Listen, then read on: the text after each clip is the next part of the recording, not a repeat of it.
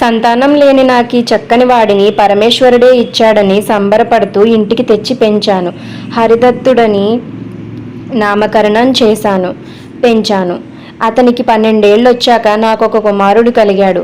అప్పటి నుండి నా భార్య హరిదత్తుణ్ణి వేరుచూపు చూడడం మొదలుపెట్టింది. అందుకని అతనొక ఆచార్యుల వద్దకు పంపేశాను. అక్కడి నుండి అతను ఎక్కడికో వెళ్ళిపోయాడట. మరి మీరిప్పుడు అతనిని గుర్తించగలరా?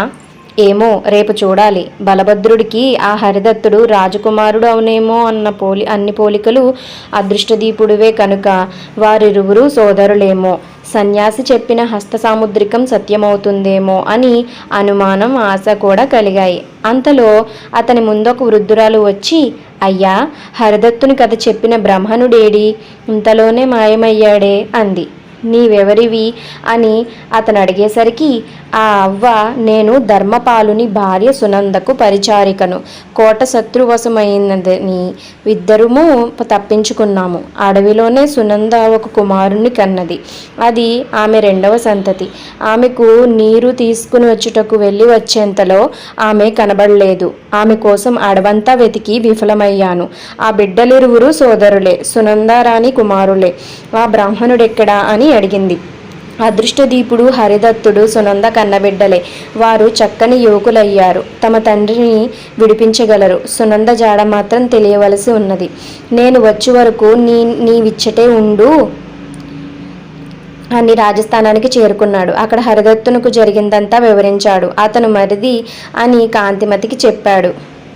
అప్పుడు హరిదత్తుని అతన్ని పెంచిని బ్రాహ్మణునికి రత్నావతి అనే పరిచారికను చూపాడు. తరువాత హరిదత్తుడు తన అన్నాగు అదృష్టదీపుణ్ణి చూడాలని తొందర పెడుతుంటే అతనిని అక్కడే ఉండమని తాను అదృష్టదీపునితో ఏర్పరచుకున్న సంకేత స్థలానికి చేరుకున్నాడు. అతనినే హరిదత్తునుగా భావించిన ప్రియంవదకు నిజం చెప్పేంతలో అక్కడికతను రానే వచ్చాడు. అన్నదమ్ములిద్దరూ ఆనందం పట్టలేక కౌగలించుకుని తమ పెంపకానికి కారణమైన వారికి ఎన్నో విధాల కృతజ్ఞతలు తెలిపారు. కాంతిమతికి ప్రియంవదకు ఒకేలా ఉన్న ఆ ఇద్దరన్నదమ్ములని పక్కపక్కన చూస్తుంటే ఆశ్చర్యం కలిగింది, ఆనందం కలిగింది. ప్రియంవద హరిదత్తుని చేరగలిగినందుకు తమ ప్రేమ, ఆనందం ఎప్పుడో లభించింది. ఇక మనము మన జననీ జనకులను అన్వేషించాలి.